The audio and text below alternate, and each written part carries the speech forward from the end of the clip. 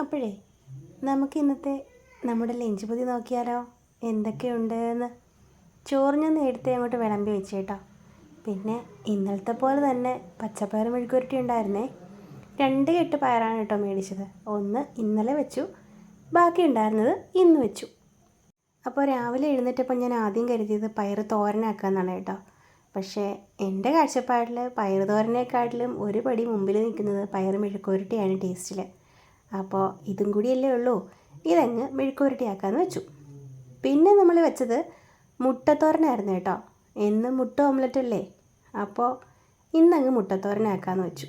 അതിന് വേറൊരു കഥയും കൂടി ഉണ്ടേ. മുട്ട ഓംലെറ്റ് ആക്കിയിട്ട് തിരിച്ചിട്ടപ്പോൾ പൊട്ടിപ്പോയി കേട്ടോ. പിന്നെ അതെല്ലാം കൂടെ കുത്തിപ്പിടിച്ചങ്ങ് മുട്ടത്തോരനാക്കി.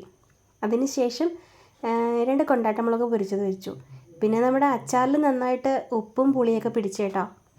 നമ്മൾ അച്ചാറിടുന്നത് നല്ലെണ്ണയിലാണേ. അതുകൊണ്ട് തന്നെ 2 ദിവസം കഴിയുമ്പോൾ നന്നായിട്ട് എണ്ണയൊക്കെ ഇറങ്ങി, അത് വെളിച്ചെണ്ണയിലായാലും അങ്ങനെ തന്നെ വരും. എന്നാലും നന്നായിട്ട് അടിപൊളി രുചിയോടുകൂടി അച്ചാറായി കേട്ടോ. അപ്പോൾ ഇത്രയൊക്കെ കാര്യങ്ങളായിരുന്നു നമ്മൾ ഉച്ചയൂണിനായിട്ട് കൊണ്ടുപോകാനെടുത്തത്. അച്ചാറുണ്ടായിരുന്നു, നമ്മുടെ കൊണ്ടാട്ടമുളകുണ്ടായിരുന്നു, മെഴുക്കുവരട്ടി ഉണ്ടായിരുന്നു, അതിനുശേഷം മുട്ടത്തോരനുണ്ടായിരുന്നു. ഇതിൻ്റെ കൂട്ടത്തിൽ ഒരു ഒഴിക്കാനും കൂടി ഉണ്ട് കേട്ടോ. അതെന്താണെന്ന് ഞാൻ കാണിക്കാവേ. അതിന് മുന്നേ നമുക്ക് ഈ പാത്രം അങ്ങോട്ട് അടച്ചു വെച്ചിട്ട് നമുക്ക് ഈ ഇലപ്പൊതി അങ്ങോട്ട് പൊതിഞ്ഞെടുക്കാവേ. ഇന്ന് എൻ്റെ നല്ല കിളിർന്ന തളിരിലയായിരുന്നു കേട്ടോ. വാഴയില നന്നായിട്ട് വാട്ടിയെടുത്തു, അതുകൊണ്ട് തന്നെ പൊട്ടിയൊന്നും പോയില്ല. പെട്ടെന്ന് തന്നെ പൊതിഞ്ഞെടുക്കാൻ പറ്റിയേട്ടോ. അപ്പോൾ അതും പൊതിഞ്ഞങ്ങോട്ട് സെറ്റാക്കി വെച്ചു. ഇന്ന് കറിയായിട്ട് മാങ്ങാക്കൂട്ടാനാണ്.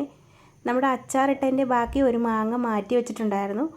അപ്പോൾ ഇന്ന് രാവിലെ അത് കറിയാക്കി. നല്ല പുളി ഉണ്ടായിരുന്നു. അല്ലെങ്കിലും പുളിയുള്ള മാങ്ങ കറി വെക്കുമ്പോഴാണല്ലോ നല്ല ടേസ്റ്റ് ഉള്ളത്. അതേപോലെ തന്നെ മാമ്പഴ പുളിശ്ശേരിക്ക് നല്ല മധുരമുള്ള മാങ്ങയും വേണം. അപ്പോൾ നമ്മൾ മാങ്ങാക്കറി പാത്രത്തിലോട്ട് പകർന്നെടുക്കുന്നുണ്ട്. ഞാൻ 2 തവി കറി എടുത്തു കേട്ടോ. ചമ്മന്തി ഒന്നും ഇല്ലാത്തത് കൊണ്ട് കോരി ഒഴിച്ച് ഇങ്ങനെ നന്നായിട്ട് കുഴച്ച് വാരി കഴിക്കാൻ നല്ല രുചിയല്ലേ. അപ്പോൾ അതും എടുത്ത് അടച്ചങ്ങോട്ട് വെച്ചു. അപ്പോൾ നമ്മുടെ ലഞ്ച് പൊതിയിൽ ഇത്രയൊക്കെ കാര്യങ്ങളായിരുന്നു ഇന്നുണ്ടായിരുന്നത്.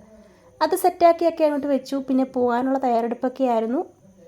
ഇനി റെഡിയൊക്കെ ആയിട്ട് വേണം ചോറ് പൊതിയൊക്കെ ബാഗിലാക്കിയിട്ട് ഉദ്യോഗത്തിനൊക്കെ പോകാനായിട്ട്. അപ്പോൾ ഇത്രയേ ഉള്ളൂ. ടാറ്റാ.